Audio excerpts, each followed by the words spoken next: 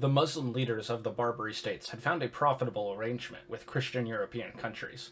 The Muslims got paid millions of dollars worth of tribute every year, and in return for these vast sums of wealth, the Barbary States would refrain from sinking European merchant ships and would not enslave the white sailors and passengers. As anyone can tell, this was a lose-lose situation for the white countries and a huge win for the Barbary States. It took the zealous and obsessive personality of United States Consul William Eaton to finally do something about these pirates harassing free trade on the Mediterranean.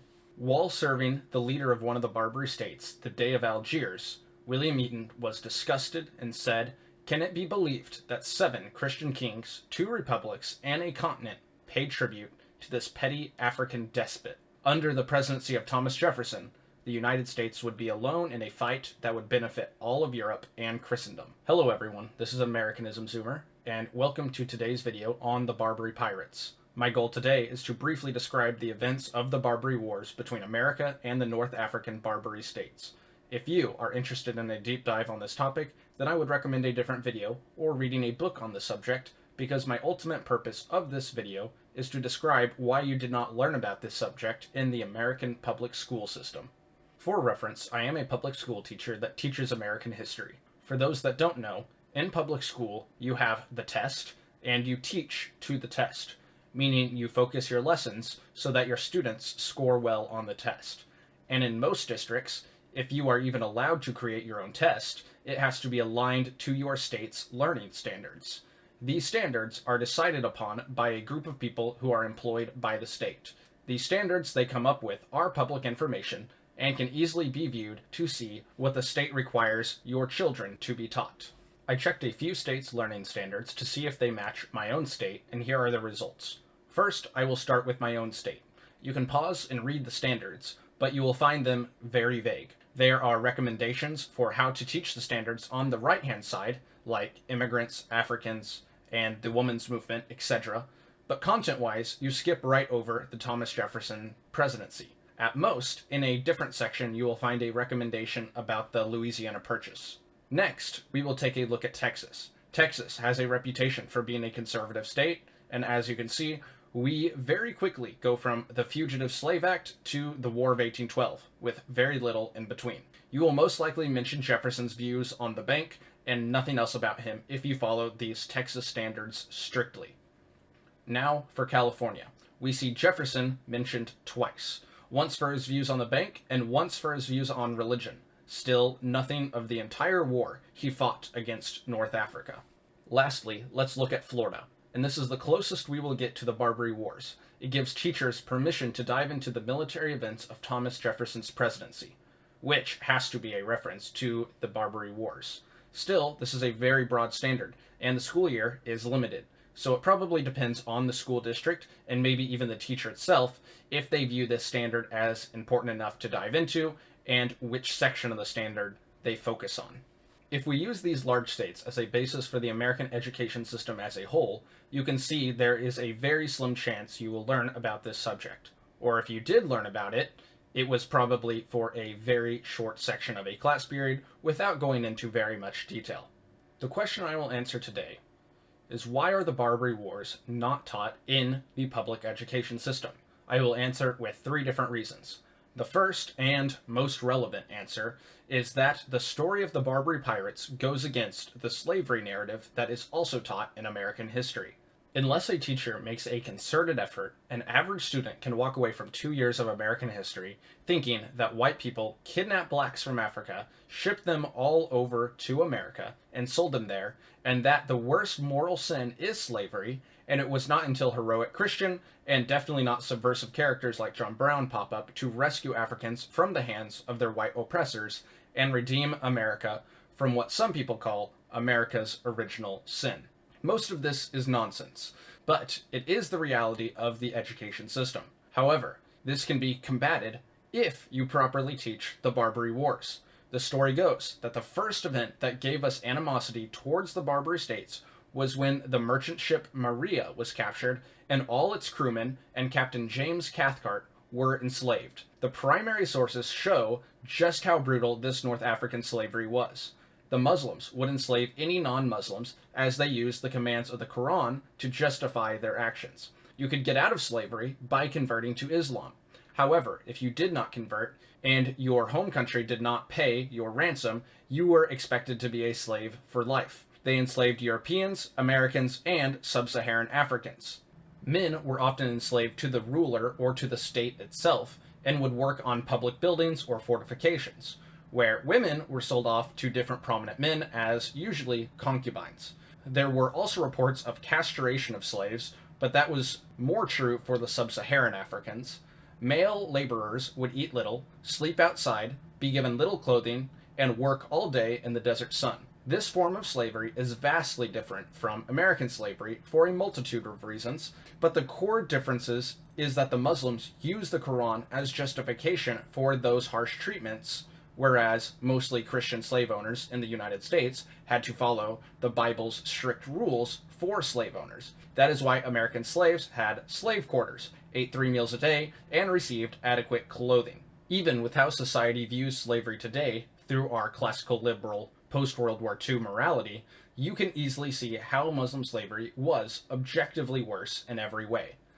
The story of the Barbary Pirates also shows that even though only a couple dozen Americans were enslaved, the American government never abandoned them, paying huge prices to free them from captivity. However, this did not end the continued abuses of the Barbary States, but only increased their demands for more tribute. Which brings me to my second reason why this is not taught in schools, and it is because it shows Muslim aggression. The North Africans had been harassing Christian nations for centuries, and, at the current point in the story, were getting away unharmed because every European country was distracted fighting Napoleon. Despite Thomas Jefferson not having traditional Christian beliefs, he would be left to represent the Christians' centuries-long struggle of Christendom versus the Arab nations. This also goes against the classic public school standards because most schools teach that the Crusades were corrupt and against all morality, and the Muslims were the innocent victims. Now, I want to focus this channel on American history, but if you YouTube search "The Crusades Were Justified," there are dozens of videos totaling millions of views because the masses have been starved of a balanced narrative on this topic. The Barbary States would not have been enslaving any Americans if we were a Muslim nation. The third reason the Barbary Pirates are not taught in schools is because it lends itself to American exceptionalism and heroism. Despite many hiccups in starting the war, after the US decided to stop paying tribute, we would inevitably go to war. It was actually the Tripoli section of the Barbary States that began the war by cutting down the American flag that was at their council. Despite being on our own and having to build a navy from scratch just a decade before, the United States is successful in defeating the pirates. This led to America being recognized positively around the world because though it was only an American victory, we had crippled many of their ships and made them in a position to demand less of their European tribute payers. Even the Pope, Pope Pius VII, complimented America. He said, "The United States, though in their infancy, have done more in one night than all the Christian powers have done for ages." U.S. public school history hates when it has to admit that America has done good things. It stresses the oppression of blacks, women, Native Americans on repeat. For example, if you word find in the standards for my state, you will find that the women's movement is listed 7 times, which is insane because this is part 1 of American history, meaning the 19th Amendment and the feminist movements are not until the next class, not listed in these standards. So my state would rather you teach a movement that gains little momentum in the 1800s rather than teach a war that America won with positive effects for all European countries.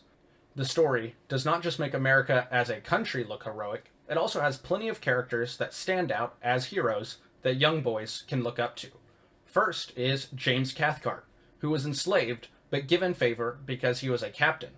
But when he was freed, he volunteered to stay behind as a diplomat due to his knowledge about the area he learned when he was a slave. Next is Captain William Bainbridge, who was humiliated twice by the Barbary States. First, when the Dey of Algiers forced him to carry Muslim subjects and their tribute on the USS George Washington to Istanbul. Bainbridge was forced to act as a ferry service for the enemy before warfare had begun. Later, he ran the USS Philadelphia aground while chasing a Tripolitan ship when the war was ongoing. This led to him having to surrender his magnificent ship to the enemy. In his journals, he was near suicidal after successive humiliations. However, he redeemed himself by spying and writing in code while enslaved in Tripoli. And he gained even more redemption in the War of 1812, having major successes over the British. Another heroic character was William Eaton, whom I quoted at the beginning of this video. He was a fanatic and wanted nothing more than to defeat the Barbary States, and he had a huge gamble of teaming up with the deposed leader of Tripoli, who was the older brother of the current Pasha in charge fighting the United States. His gamble paid off when they unsuspectedly captured the port city of Derna after marching across the entire desert. And the most heroic character from this war is by far Stephen Decatur, who was not even a captain at the start of the war, but quickly rose to prominence by doing a daring mission to burn down the USS Philadelphia after it was captured to ensure the Tripolitans would not repair it and use it against the United States. His mission was a resounding success.